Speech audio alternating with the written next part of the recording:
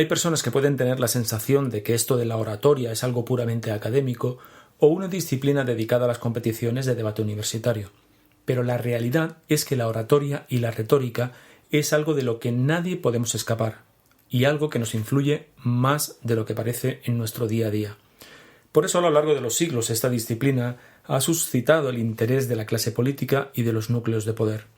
Hoy en el programa nos acompaña una persona que sabe mucho de oratoria y mucho de política, y que nos va a ayudar a comprender la relación entre ambas disciplinas.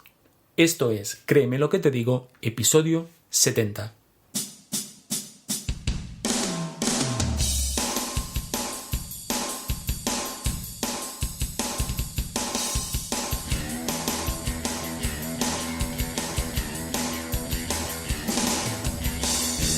Bienvenidos y bienvenidas a Créeme lo que te digo, el podcast dedicado al mundo de la persuasión en el que voy a explicarte todo lo que tienes que saber para influir, convencer, inducir o inclinar opiniones a tu favor. ¿Quieres saber cómo ser más convincente? ¿Quieres aprender a debatir y discutir sin generar conflictos? ¿Quieres saber cómo hablar en público como un auténtico profesional? Y además, ¿te gustaría aplicar todo esto en tu vida personal y profesional? Si es así, créeme lo que te digo, es el lugar apropiado. Yo soy Óscar Fernández Orellana y te voy a acompañar en esta aventura en la que conocerás los misterios, técnicas y trucos para llegar a ser un auténtico maestro de la persuasión. ¿Estás listo? ¡Comenzamos!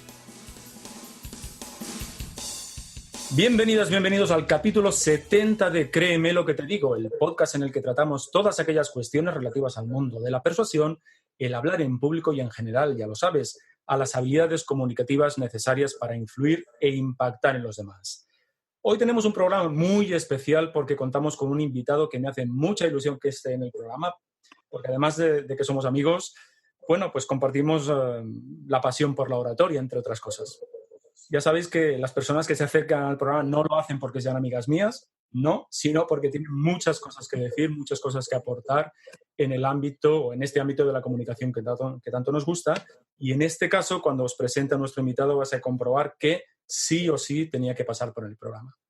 En un ratito os lo presento. Antes, déjame que te recuerde que si necesitas mejorar tus presentaciones en público, en Interacción Humana tenemos un servicio de mentoría con el que desarrollarás esta competencia fundamentalmente hoy en día y además lo harás de una manera absolutamente práctica desde el primer día. Así que si quieres mejorar en este punto, si por ejemplo quieres vencer de una vez por todas el miedo a hablar en público, o si quieres que tus presentaciones estén bien estructuradas, o si te cuesta mucho enfocarlas adecuadamente, simplemente me envías un contacto a través del formulario de interaccionhumana.es/contacto, me cuentas qué necesitas, me dejas tu información de contacto y enseguida me pongo contigo en contacto, valga la redundancia, y nos ponemos a hablar de lo que necesitas. Así de sencillo.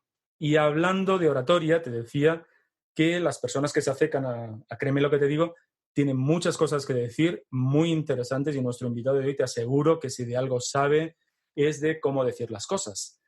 Antes de decir de quién es, voy a hablarte brevemente de su currículum. Atención. Resulta que nuestro invitado de hoy es codirector de Inspiring, una empresa dedicada a la formación en oratoria y en debate. Es socio fundador de una empresa de consultorías en comunicación política que se llama Open Focus y es secretario de Organización y Comunicación del partido Barcelona pel Canvi, que preside el antiguo primer ministro de Francia, Manuel Valls. Después de acabar su licenciatura en ADE, en Administración y Dirección de Empresa, no se le ocurre otra cosa que refundar el equipo de debate de la Universidad de Barcelona, cuando esto del debate universitario pues, no estaba tan de moda como lo está ahora. El caso es que con este equipo ganó varios títulos nacionales y cuando se cansó de ganar, se dedicó a enseñar esta disciplina precisamente en la Universidad de Barcelona, cuando contaba con unos insultantes 20 años de edad, cosa que no le perdonaré en la vida, por cierto. A partir de ahí ha impartido clases de grado, posgrado y máster en una decena de universidades españolas, como la propia Universidad de Barcelona, la Universidad Internacional de Cataluña, la Universidad de Castilla-La Mancha, la Universidad Pública del País Vasco, la Jaume I, etcétera, etcétera, etcétera. Y no solo eso, sino que con 21 añitos nuestro invitado recibe el encargo de ayudar a un diputado del Parlamento catalán precisamente en el desarrollo de sus dotes de oratoria, y desde entonces hasta hoy ha formado a diversos políticos alrededor de toda España, incluso dirigiendo varias campañas electorales. No es raro verle participando en diferentes tertulias y debates en radio y televisión, por ejemplo en TV3, en Cataluña Radio, en Televisión Española, en Radio Nacional de España, en Radio 4, entre otras cadenas, y además colabora o ha colaborado como columnista en varios medios escritos como el Diario de la Razón, El Liberal, Metrópoli Abierta, ABC y últimamente en Crónica Global. Y a lo mejor estás pensando que nuestro invitado debe tener unos 55 años, más o menos. Pero para mi escarnio personal, la dura realidad es que solo cuenta con 30 añitos de edad. Fernando Carrera, amigo, buenas tardes. ¿Cómo te va la vida? Buenas tardes, Óscar. Qué alegría pasar por tu podcast, ya que 70 y pico llevas ya. 71, creo que es. 70 con este. 70 con Te he este. unido, pues nos ha costado 70 venir, pero maravilloso poder estar contigo. Sí, y además nos debemos algunos cafés. Con mascarilla, bueno, pero nos debemos algunos cafés, sí. Sí, es verdad, porque 3 meses sin vernos quiere decir que vamos a tener que tomar unos cuantos para actualizarnos, ¿no? Bueno, empezamos por aquí, ¿no? Empezamos por este, sí. Oye, una cosa, ¿cómo se hace esto que tú has hecho con 30 años de edad solo? Pues yo creo que simplemente haciéndolo, ¿no? Es decir, yo siempre lo vi como algo tremendamente natural, supongo que porque estaba basado en algo que me apasionaba, ¿no?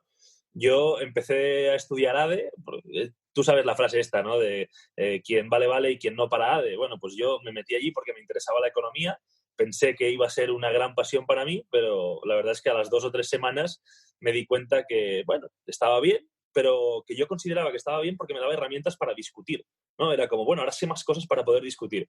Y pensé, cuidado que a lo mejor la línea a trabajar es otra, ¿no? Y no solo el conocimiento en materia económica. Y así fue como empecé. Vi un cartel que ponía, si quieres ganar 700 euros, inscríbete a una liga de debate. Y yo pensé, pues me vendrían de maravilla. Así que me apunté, empecé a debatir y nada, desde ahí hasta hoy no he parado de discutir. La verdad es que creo, Óscar, que previamente discutía igual, ¿eh? Tampoco te voy a engañar. Simplemente fui refinando lo que era la poca teoría que sabía en ese momento para acabar haciendo este juego de esgrima que fue tan beneficioso para mí, porque al final todo lo que he hecho a nivel profesional ha tenido muchísimo que ver con aquellos primeros debates. Oye, tú y yo nos conocimos hace ya unos años, cuando tenías 22, precisamente en un posgrado de comunicación persuasiva de la Universidad de Barcelona, los dos como profe. Dices que siempre, bueno, al final esto de discutir más o menos organizadamente es lo que siempre habías hecho, pero de una manera más formal, ¿no? En eso me resuena bastante porque a los que nos gusta discutir y los que no vemos discutir como algo peyorativo, sino simplemente como un intercambio de ideas, esto de tener unas reglas o de afianzar la habilidad a la hora de discutir, para terceros puede parecer extraño, pero en realidad tiene que ver con un gusto por intercambiar opiniones y, ¿por qué no?, también por hacer valer la propia, ¿no? Claro, siempre es interesante. Es más divertido cuando defiendes lo que de verdad crees, ¿no? Yo creo que la magia del debate universitario era precisamente un ejercicio que además yo creo que redunda en beneficio de muchas cosas, que era el defender posturas que no creías, ¿no? O sea, yo al final empecé a debatir con unas reglas que a mucha gente le pueden parecer estúpidas, pero que si lo pensamos desde el punto de vista docente eran tremendamente interesantes, incluso aunque no las comprendiéramos en ese momento, ¿no? Porque una primera intervención, que era la introducción, era para establecer eso que ahora llamamos marco mental, porque sabemos cómo se llama, pero que en ese momento no era más que definir los conceptos que creías necesarios para poder convencer mejor a quien te estaba escuchando. Luego tenías un turno de argumentación pura, que viene a ser el desarrollo argumental, que ahora sí trabajamos en profundidad, y luego tenías un turno de refutación, lo cual era, para mí era maravilloso porque era el mejor turno, era ese turno de ir a machete rompiendo todo lo que podías, y un turno de conclusión que, si lo piensas incluso en torno a lo que sería un discurso, es precisamente la estructura discursiva perfecta, ¿no? Es decir, acomodar el marco mental, desarrollar tu argumentación, romper lo que hayan podido decir otros o anticipar la rotura de lo que podrían decir y acabar con una conclusión tendenciosa. Con lo cual, yo cuando entendí ese orden dije, ahí va, esto sí que vale la pena, porque de repente una intervención que podía ser un desastre se convertía en una intervención ordenada y además con una intencionalidad muy concreta que tenías que ir consiguiendo a cada paso, ¿no? Y yo creo que eso al final, quienes nos hemos dedicado a esto, nos lo hemos llevado a la vida personal y lo hemos utilizado desde entonces prácticamente sin darnos cuenta, ¿no? Sí, sí. Oye, hablando de debate universitario, para la gente que no lo conozca, ¿en qué consiste básicamente? Bueno, básicamente te plantan un equipo de 4 contra otro equipo de 4, te dan un tema y buena suerte y defiende la postura que te ha tocado, ¿no? Hay dos tipos de debate universitario. El primero, que es el debate académico, que es el que te permite mayor profundidad, es un tipo de debate en el que te dan un tema y tienes un tiempo largo de preparación. Cuando digo tiempo largo, estamos hablando a lo mejor de entre 2 y 4 semanas, con lo cual los argumentos, como podréis imaginar, están hiper trabajados y el nivel de profundidad al que llegan chavales de 18 o 20 años son niveles de profundidad que no vemos en televisión. Es decir, son debates en los que te puedes estructurar muchísimo la información y, por lo tanto, puedes llegar a unos niveles muy interesantes. Y que se estructuran de la siguiente manera: introducción, argumentación, refutaciones y conclusión. Una estructura de unos 4 minutos por intervención. Y a partir de ahí va por sorteo la postura que te toca, llegas a debatir y te dan el a favor, te dan el en contra y tú te tienes que adaptar a eso. Hay otro formato que acabó mutando, es un formato mucho más anglosajón, que es el formato de la improvisación, que te dan 10 minutos para preparar el tema, te dan un tema cualquiera y vas con lo puesto sin poder mirar ningún contenido a nivel digital y simplemente tienes que empezar a discutir la posición que te toca de un tema del que no tienes ni idea a priori, ¿no? Con lo cual ahí lo que trabajamos precisamente es la improvisación. Y yo creo que la conjunción de esos dos entrenamientos es el entreno perfecto del tertuliano, ¿no? Porque al final... Te iba a decir que eso es muy tertuliano. Claro. De hecho, a mí, yo llegué a la televisión creo que simplemente por dominar estos dos formatos, ¿no? Y además por haberle dedicado también durante mucho tiempo, Óscar, yo recuerdo cuando estudiaba dedicarle entre 4 y 6 horas diarias al entrenamiento de debate, ¿no? Que mucha gente ahora te pregunta, oye, ¿y por qué hablas así, no? ¿O por qué has podido vivir del mundo de la argumentación siendo tan joven? Bueno, pues porque eché muchísimas horas leyendo manuales, viendo debates y debatiendo, que esa es la parte más importante, ¿no?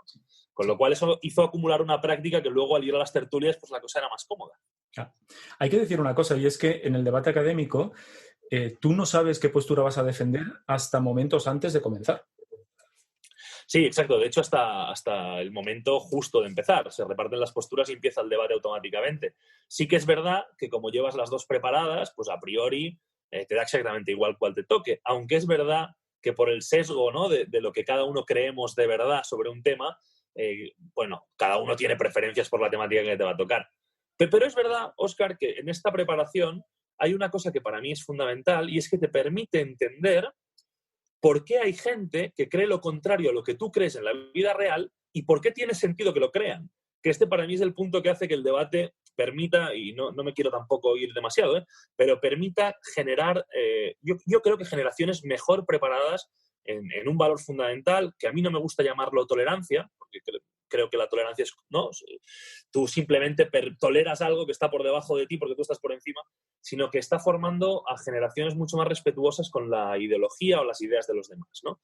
Desgraciadamente en España, a diferencia de otros países, todavía es yo le llamo deporte, todavía es un deporte residual que va creciendo, es verdad, va creciendo a buen ritmo, pero que creo que debería estar mucho más instalado en la normalidad de nuestro mundo académico, ¿no? Porque da unas habilidades ya no solo a nivel de desarrollo personal o de desarrollo de capacidades, sino también de desarrollo de una capacidad fundamental que es el respeto. Precisamente te quería preguntar por eso.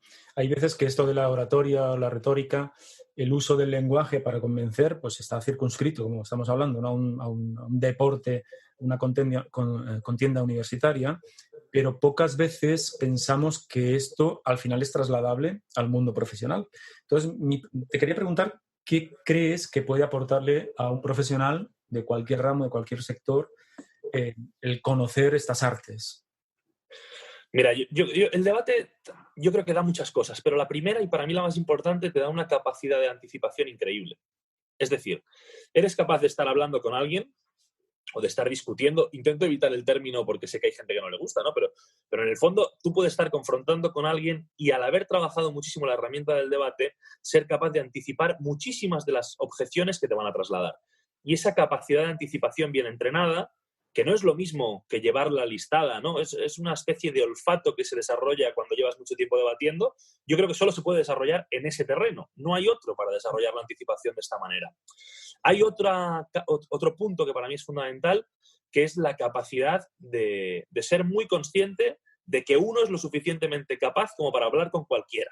Que esto en el mundo comercial, en el terreno comercial, yo creo que es tremendamente útil, ¿no? Es decir, en el momento en que detectas que tienes las herramientas como para realizar intervenciones de forma muy solvente, de forma muy ordenada y de forma que quien te está escuchando las comprenda a la perfección, yo creo que eso facilita muchísimo la vida de cualquier persona. Ya no solo empleados, podemos hablar de empresarios, podemos hablar de directivos o podemos hablar de gente que cree que hace un trabajo en el cual la oratoria juega un papel pequeño, pero en realidad si lo analiza un poquito se dará cuenta de que se relaciona de forma constante con cantidad de personas. Y en esos puntos, y supongo que tú lo habrás explicado un mogollón de veces, Óscar, porque lo sabes mejor que yo, hay elementos de persuasión constantes. Y el mundo del debate es precisamente la agilidad que te permite entender al auditorio o entender a la persona que te escucha y entender por qué rendija puedes colar tu argumentación para persuadir, ¿no? Con lo cual yo creo que ventajas hay muchísimas, ¿no? Intento listarlas en estas que son básicas, pero que creo que lo engloban un poquito todo. Seguro que me he dejado alguna y luego cuando acabemos me dirás, tío, te has dejado una y será verdad. Pero creo que para mí, de verdad, la agilidad mental que te da el debate y la capacidad de empatía y, por lo tanto, de comprensión de quien te está escuchando, yo creo que es una maravilla. Sí, hay una cuestión que a mí me repiten bastante en los cursos. Tú sabes que mi foco está en el mundo de la empresa. Y hay una cosa que me repiten bastante cuando hacemos este tipo de cursos que nosotros hacemos, y es, ostras, esto de estar en una reunión, estar debatiendo, y cuando sales de la reunión dices, ostras, le tenía que haber dicho tal cosa, ¿no? Y es precisamente esa agilidad, esa rapidez a la que te estás refiriendo, ¿no? Sí, y yo creo que para no dejarse nada es evidente que la preparación juega un papel fundamental, porque a mí me pasa que a veces cuando nos oyen hablar en estos términos, la gente dice, bueno, entonces tú lo que haces es improvisar siempre, ¿no? Bueno, depende.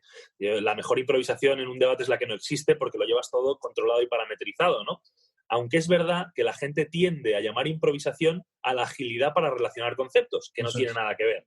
Es decir, yo puedo tener cantidad de conceptos aprehendidos y bien trabajados que puedo esgrimir en un debate por agilidad relacional, que eso no quiere decir que esté improvisando. Eso tiene un trabajo previo probablemente de años en lugar de horas, ¿no?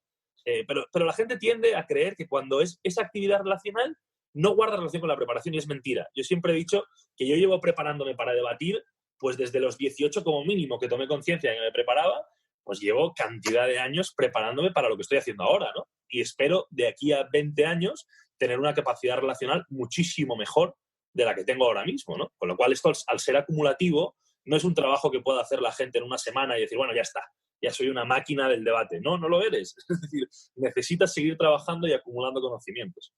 Sí. Es curioso porque una de las ventajas que yo le encuentro a esto de aprender retórica, esto de aprender el debate, oratoria, si queremos llamarlo así, es a ordenar el pensamiento. Es decir, nadie que debata bien tiene una cabeza desordenada. Todo lo contrario. Tú puedes tener una cabeza desordenada en tu vida particular, pero en el momento de debatir tienes que ordenarla sí, o si no, eres malo. Entonces, precisamente este orden al que te acostumbras a la hora de escuchar muy bien los argumentos de la otra parte, montar los tuyos, etcétera, es precisamente lo que luego te da agilidad.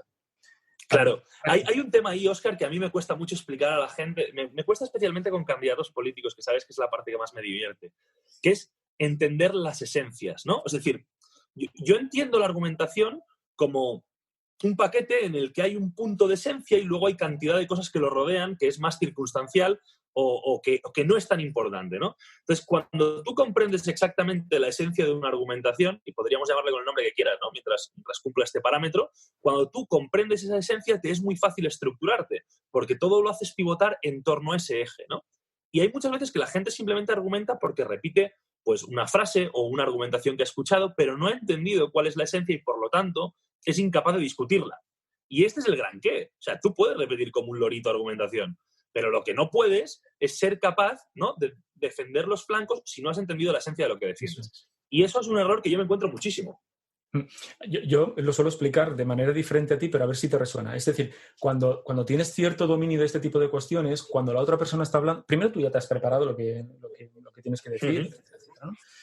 Pero lo que te dice la otra parte, hay conceptos, hay palabras, hay frases que es como si saliesen de su boca subrayadas en fluorescente. Entonces, todo lo Esa es la esencia. Esa es la esencia. Esa es la esencia. Y eso es muy complicado. Es fácil de explicar, pero es muy complicado hasta que no tienes de experimentar, por así decirlo, hasta que no tienes cierta práctica, ¿no? Porque si Claro, no... hay que tener mucha experiencia, pero Óscar, a mí te paro un segundo porque me parece súper interesante. Cuando tú eres capaz de destacar esa frase que sale subrayada, ahí es donde puedes atacar. El problema es que otro de los errores de la gente que no trabaja bien el debate es que muchas veces cree que está debatiendo simplemente porque discute cosas, ¿no? Es decir, no tienes razón en esto. Ya, pero si lo que buscamos, que es lo más importante, es convencer a quien me está escuchando que yo rebata un aspecto circunstancial de una argumentación, no me hace ganar. Lo que me hace ganar es encontrar la esencia y refutar la esencia, o lo subrayado que tú dices, ¿no? Y por eso ese punto me parece maravilloso. Es decir, la gran máxima del mundo del debate para mí es encontrar la esencia de los argumentos rivales para poder ser capaz de que el auditorio perciba que tienes razón. A mí esta es la gran máxima, ¿no? Tu programa se llama Créeme lo que te digo. Pues no te van a creer si no encuentras el fluorescente, ¿no? Sería... Así lo veo yo, vamos. Fantástico, Fernando. Oye, mira, otra de las cosas que me dicen en los cursos es, oye, pues los políticos deben saber mucho de esto, ¿no? ¿Cuál es tu opinión? Sí, yo creo que es el colectivo más sobrevalorado del mundo, ¿no? Es decir, la gente cree que los políticos saben hablar, saben pensar, están hiperleídos y saben de todo. Mentira. Es decir, no es verdad. Os puedo garantizar, yo he formado muchísimo, sobre todo en universidades y en partidos políticos, ¿no? Y cuando llegas a ver el nivel pasará con directivos, seguro, porque he tenido alguno que tela. Pero en el ámbito político es mentira. O sea, los cursos que han hecho, los que los han hecho, la mayoría, son de telegenia. Es decir, la telegenia quiere decir que son especialistas en sonreír a la cámara, que son especialistas en saber cuándo ríen, cuándo no y cuándo guiñan un ojo. Pero en esa parte de esencia no tienen la menor idea. Es decir, hay algunos, hay excepciones, No. Fernando ha dicho que todos los políticos son unos ineptos. No es verdad. Hay algunos que son una maravilla y hay algunos que vienen de una tradición, que también podríamos decirlo, de una tradición mucho más anglosajona en el término de preparación de campañas electorales o de elementos de debate, que están muy hechos a esta parte más de argumentación y contraargumentación. Pero, por ejemplo, cuando vemos los debates de las generales, ¿no? Los típicos debates que antes eran a 2 y ahora son, o sea, 4, 5, 6, depende del año, lo que vemos no es una confrontación argumental brutal en el que identifiquen con subrayador lo que sale de las bocas del resto. Lo que vemos es una batería de propuestas. Uno dispara 500 cañonazos para un lado, otro 500 para el otro, y por eso lo único que consiguen es, normalmente, fidelizar a los que ya tienen y a veces, cuando la cagan mucho, perder todo lo que podían haber ganado. Pero no hay una capacidad de debate y de profundidad intelectual importante. No la hay. Y esto es verdad que en algunos partidos han invertido para trabajarlo y se nota cuando pillas un candidato que está formado en esto. Algunos es verdad que tienen la capacidad más innata, Óscar. Yo siempre digo que yo empecé a debatir sin saber debatir. Lo que pasa es que hacía cosas sin saber ponerle nombre que funcionaban y a base de ver lo que funciona y lo que no, pues acabas siendo capaz de convencer a gente, ¿no? Pero en política, aquí en España, todavía falta muchísimo recorrido en esto. Es cierto que en otros países nos llevan la delantera, pero además con mucha diferencia. Si viéramos el porcentaje de dinero que invierten en Sudamérica, por ejemplo, en formación de candidatos en materia de debate, específicamente de oratoria y debate, nos llevaríamos las manos a la cabeza. Porque aquí siempre ha quedado como una formación residual para las escuelas de formación de los partidos que se dan entre ellos, con lo cual es un político con vicios en la forma de hablar el que forma a los que vienen por detrás y, por lo tanto, la realidad es que es un tanto desastre, ¿no? Con lo cual, salvo excepciones, la capacidad es muy justita. Bajo tu punto de vista, ¿cuáles son estas excepciones? Simplemente por dar un par de nombres. Bueno, pues hay gente que yo siempre he admirado muchísimo. Por ejemplo, Javier Nart es un tipo que ahora está de eurodiputado independiente, que yo he considerado, aunque quizá él ni lo sepa que yo lo he considerado así, ¿no? Pero yo he considerado a mi mentor en muchos momentos porque lo conocí precisamente cuando yo debatía en la universidad y tuve la osadía de ir a por él y acabar yendo a comer con él muchas veces con una libreta para tomar notas, ¿no? Porque es un tipo extremadamente formado y con una capacidad persuasiva importantísima, que con los años se ha vuelto más tosco y probablemente ya no tiene tantas ganas de agradar a todo el mundo. A lo mejor nunca la ha tenido, pero a mí me parece una persona a nivel dialéctico brutal. Jordi Cañas sería otro gran exponente. Para mí es un orador brillante, ha sido sin duda de los mejores oradores que han pasado por el Parlamento y además de los mejores debatientes que han pasado por televisión, sin lugar a dudas. Alejandro Fernández tiene una capacidad muy interesante también. Es un tipo con una retórica, quizá algunos podrían decir que del siglo pasado, ¿no? Por lo florido de la misma, pero con una actualización muy interesante. Yo creo que es un gran orador, me parece un brillante orador. Y Zeta es un tipo que tiene también una capacidad dialéctica importante. Y si te das cuenta, te estoy citando sobre todo primeras espadas, porque al final en política también, salvo excepciones que las hay, las primeras espadas sí son gente que normalmente tienen un talento importante, muchas veces un talento natural, no tan trabajado como natural, de trabajar la dialéctica con sus matices. Uh-huh. Si habláramos de Puigdemont, no, es un desastre y no quiero que quede por la versión ideológica, que también, pero de verdad, como ejecución, Quim Torra es un desastre. O sea, ese hombre no solo no sabe hablar, sino que no se le entiende, ¿no? Y podríamos hacer un listado enorme. Y no quiero meterme con líderes constitucionalistas porque son mis amigos, se van a enfadar conmigo, ¿no? Pero creo que con esto más o menos te puede servir. Antes, Fernando, has hablado de las campañas electorales, sobre todo has hecho referencia a las generales, a campañas electorales pasadas. Has hablado de la telegenia y de los asesores que fundamentalmente forman en telegenia. Estoy absolutamente de acuerdo contigo. Y hay una cuestión en la que yo insisto mucho, y es que la retórica o la oratoria no es una cuestión de aplicar técnicas, porque eso no funciona, ¿no? Y me estoy acordando específicamente de uno de los casos, de uno de los candidatos, tal vez bueno, voy a decir el nombre, no pasa nada, Pedro Sánchez, el presidente del gobierno, ¿no? Bajo mi punto de vista, pues no está especialmente dotado para la retórica, aunque habla mucho, lo cual exacto, suele pasar, no significa hablar bien, ¿no? Y yo recuerdo una de las campañas electorales en las que estaba muy claro que le dijeron, mira, Pedro, tú cuando veas la lucecita de la cámara, sonríe, porque eso queda bien. Entonces, claro, era tan forzado, era tan poco orgánico que seguramente, a no ser pues, para los muy convencidos, provocaba todo lo contrario, podía provocar todo lo contrario, ¿no? Entonces, a veces es muy complicado que entiendan, que la gente que asiste a los cursos o se forma en este tipo de habilidades, entienda que esto no consiste en aplicar porque sí una serie de técnicas, sino que es necesario, primero lo que tú decías, ¿no? Encontrar la esencia de lo que te está diciendo la otra persona, pero que esto de la persuasión y de la retórica tiene mucho que ver con el conocimiento de cómo funcionamos las personas, es decir, de cómo tenemos amueblada la cabeza, de cómo funcionan nuestras creencias y generar pues una acción orgánica, una habilidad orgánica a través de la práctica para que esto salga de forma natural, porque si no realmente es forzada.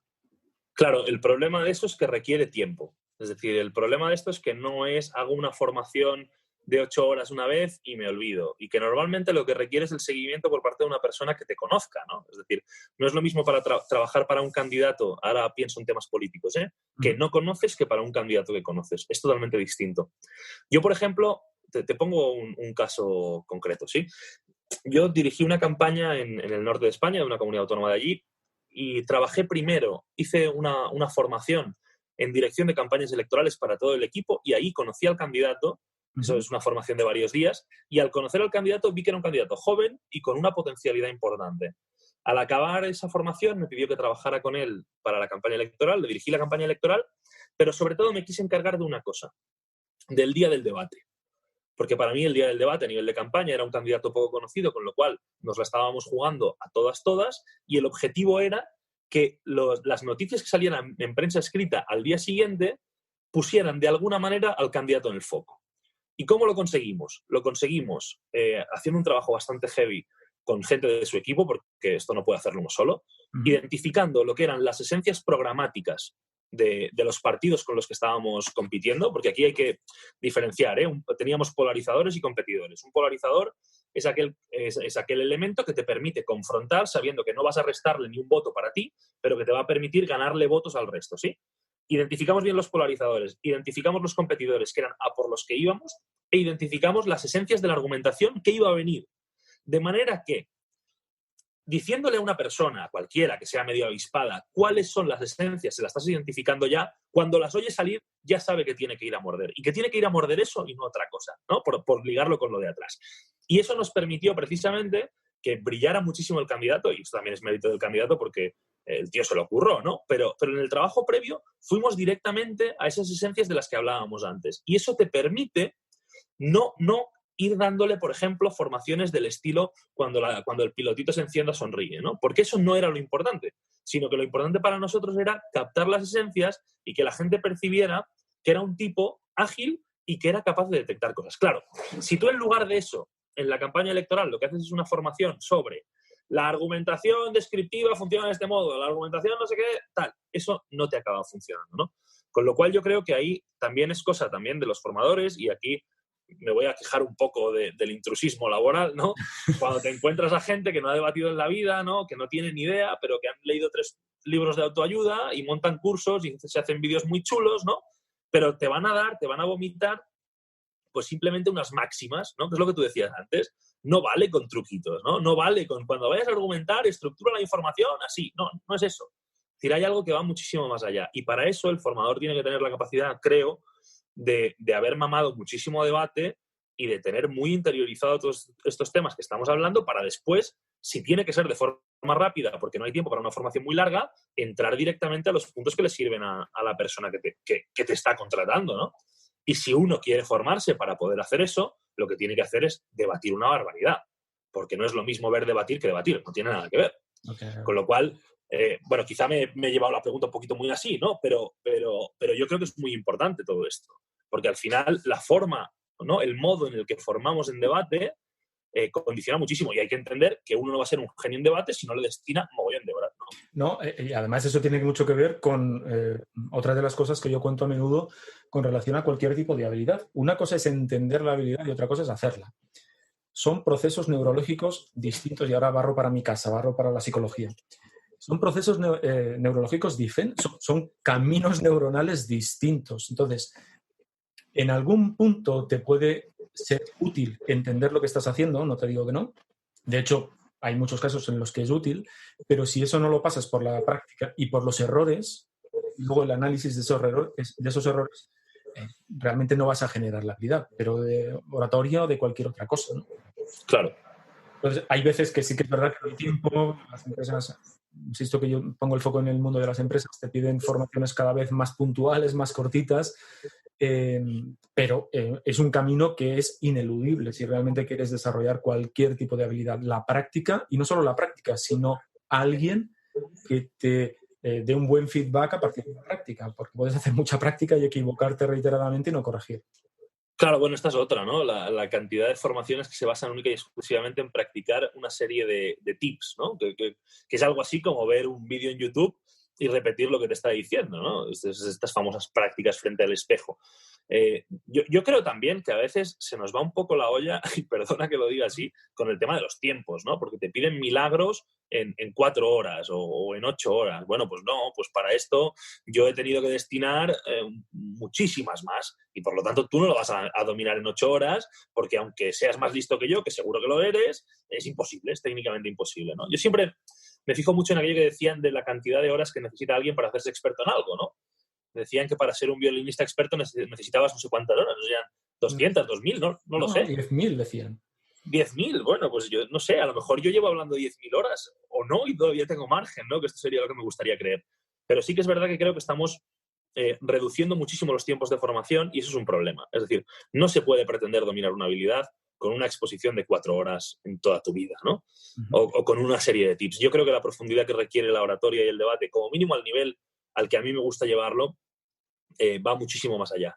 Y va más allá también de leer 3 libros, ¿no? Porque aquí la gente se cree que los grandes secretos están escondidos en los libros, que algunos escribimos, y está muy bien que escribamos libros, pero realmente no son suficientes. Nos pueden dar alguna idea. Yo saco cantidad de ideas de muchos libros en temáticas muy distintas, por ejemplo, libros de cocina, pero no he conseguido ser un arguiñano, no he destinado esas horas todavía, ¿no? Fernando, oye, centrándome en tu actividad como asesor, ¿cuál es la función concretamente de un director de campaña? Bueno, un director de campaña, ¿qué hace un director de campaña? Pues depende de la campaña, ¿no? Yo, a ver, tampoco soy un tío que haya dirigido 500 campañas electorales como Antonio Sola, ¿no? Pero sí que en las que yo he llevado lo que intentas hacer, hay algunos aspectos fundamentales. Uno es la coordinación del equipo y otra es la definición de la estrategia. La más importante es la definición de la estrategia. Y aquí viene todo el tema del análisis del tipo de votante, de a qué tipo de segmento de población puedes llegar mejor, con mayor facilidad, qué tipo de mensajes debes construir. Claro, luego tienes 1000 segmentos por debajo, ¿no? El responsable de comunicación, el responsable de contenidos, el responsable de programa electoral, el responsable de identidad digital, que es un factor ahora mismo fundamental. Pero como director de campaña tienes que decidir, en primer lugar, dónde se invierten los recursos, que esto es probablemente de lo más complicado, porque como segmentes mal el tema del dinero, tienes un problema grave. En segundo lugar, qué tipo de equipos conformas para qué cometidos, que este es el gran qué. Hay gente que basa las campañas electorales de manera más programática, ahora hay una teoría, una corriente que va muy a la parte más de identidad digital, otra que va única y exclusivamente al mundo comunicativo, con lo cual empezamos a tener distintas corrientes dentro de la propia profesión, pero al final es como un director de orquesta que tienes que hacer que todo funcione bien para que haya el máximo de público que te escuche y el máximo de público que te acepte, ¿no? Dentro de esto entra también pues, el preparar los debates, el ir gestionando lo que va saliendo en la prensa, con lo cual yo lo que creo es que se hacen demasiadas cosas. Un director de campaña hace demasiadas cosas. Por eso normalmente las campañas son cortas y no deberían ser más largas porque es una barbaridad, ¿no? Pero bueno, y luego gestionar a los candidatos, que esto ya es otra pelea, pero esta yo creo que es más para psicólogos que para directores de campaña, que también Eso te iba a preguntar. Tela. ¿Se dejan asesorar? Depende, yo he tenido suerte de que sí, ¿no? Porque las campañas que he dirigido me lo han pedido directamente y al final si te lo piden es porque confían en ti y porque tienen intención de dejarse asesorar, ¿no? Imagino que en una campaña con a lo mejor, ¿no?, candidatos más consolidados o candidatos que no son gente joven, yo siempre he llevado campañas de gente joven, debe ser mucho más complicado porque ahí ya entra la gestión del ego y esto es tremendo, ¿no? Porque tiene que ser complicadísimo. Imagino un director de campaña gestionándome a mí, tiene que ser complicadísimo, ¿sabes lo que te quiero decir o no? Es decir, tiene que ser mucho más difícil. En mi caso siempre, la verdad es que solo puedo decir que los candidatos con los que he trabajado, una maravilla. Es decir, gente, algunos con más experiencia que otros. Los que tenían menos experiencia ha sido todavía más sencillo porque se dejan llevar a la perfección. Es verdad que hay tipos de director de campaña también y yo siempre he intentado explicar a los equipos muy bien por qué se hace cada cosa. Es decir, no llegar y decir, oye, vamos a invertir X miles de euros en tal cosa y se va a decir tal mensaje. No. Es decir, a mí me gusta explicar el proceso de creación e involucrar a equipos grandes en los procesos de creación de contenidos, porque creo que es lo mejor que puedes hacer, la manera de que la campaña funcione como un solo hombre. He trabajado en campañas que han resultado ser un desastre, que no he dirigido yo, y que normalmente lo que yo he podido ver es que el desastre suele venir cuando el director de campaña se cree que está por encima de todo el mundo. Y eso es un problema. Y yo creo, Óscar, que eso debe ser un problema en todas las organizaciones, ¿no? Pero en un momento de una campaña electoral que estás 24/7, y cuando digo 24/7 es 24/7, pegado al teléfono y dependiendo de que los equipos funcionen, no te puedes permitir perder el tiempo en problemas de índole humana, ¿no? Y por eso creo que como director tienes que ser muy capaz de ir moviendo las piezas sin que nadie se sienta mal y sobre todo teniendo en consideración que todo el mundo ocupe su lugar, ocupe el lugar que quiere ocupar y que se sienta muy implicado, ¿no? Al final la gente te rinde mejor cuando eres simpático, dicen. Sí, señor. Fernando, estamos llegando al final. Para quien quiera seguir tus andanzas, ¿dónde te puede encontrar? Pues, a ver, Twitter es la red que más utilizo, esa es la que estoy 24/7 aunque no esté en campaña, que es @ferclopez. Pero bueno, luego en las webs, ¿no? La de openfocus.org o inspiringfc.com. En estas webs estoy, tienen allí creo que están todos, pues bueno, los emails, etcétera. Y a través de las redes, pues Fernando Carrera, todas, ¿no? Facebook, Instagram, lo que quieran. Instagram que no me escriban porque no la llevo yo, esto siempre lo digo. O sea, me la lleva un compañero porque yo, la verdad es que lo de la red de las fotos a mí no me acaba de gustar. Pero Twitter sí que la llevo 100% y mis emails también, o sea, que se puede seguir. Ah, y otra web que he abierto ahora, que es simplemente el compendio de artículos, que es fernandocarrera.eu, que es donde subo los artículos. Porque claro, al escribir en diferentes medios, me gusta escribir en diferentes medios por una sencilla razón, y es que te permite llegar a diferentes tipos de audiencia y no estancarte en un solo medio, con lo cual, como voy subiendo a diferentes sitios, pensé, voy a hacer una web en la que esté un poquito todo recogido y quien tenga ganas de no ir bicheando las redes sociales todo el día, pues pueda encontrar los artículos, ¿no? Así que llevo un tiempo subiendo artículos de allí. Todos estos enlaces, como siempre, en las notas del programa. Fernando, socio, que ha sido un placer tenerte en el programa. Igualmente. Muchísimas gracias por pasarte, por créeme lo que te digo, y que a ver si eres un tío menos ocupado y nos podemos tomar de una puñetera vez ese café. Bueno, tío, vamos a buscar. Mira, yo creo que en 2 semanas ya estará la cosa como más tranquila y lo agendamos donde siempre, ¿no? ¿O qué? Donde siempre estará perfecto. Muchas gracias. Perfecto. Oye, pues gracias por invitarme, Óscar. Me ha hecho muchísima ilusión, te lo digo en serio, ¿eh? Cuando me dijiste lo del podcast, dije, hombre, por fin, algo con un amigo, macho, que siempre acabo haciendo cosas con gente que no conozco. La ilusión es mía, Fernando. Pues chicos, chicas, hasta aquí el episodio de hoy de Créeme lo que te digo. Espero que te haya gustado y sobre todo, como siempre te digo, espero que te haya resultado útil. Si crees que lo merece, pues hombre, no te olvides de darnos una valoración 5 estrellas en iTunes o dejarnos tus comentarios en iVoox, en Spotify, en Spreaker, en el podcast, en YouTube o desde la plataforma desde la que me escuches. Y por cierto, si tienes ocasión, pues también cuéntale a la gente que existe este programa. Así me ayudas a difundirlo y a ver si prontito llegamos a los 2.000 suscriptores. Ahora sí, en 15 días más, créeme lo que te digo, será el episodio 72. Hasta entonces, cuídate mucho. Hasta luego, persuasores.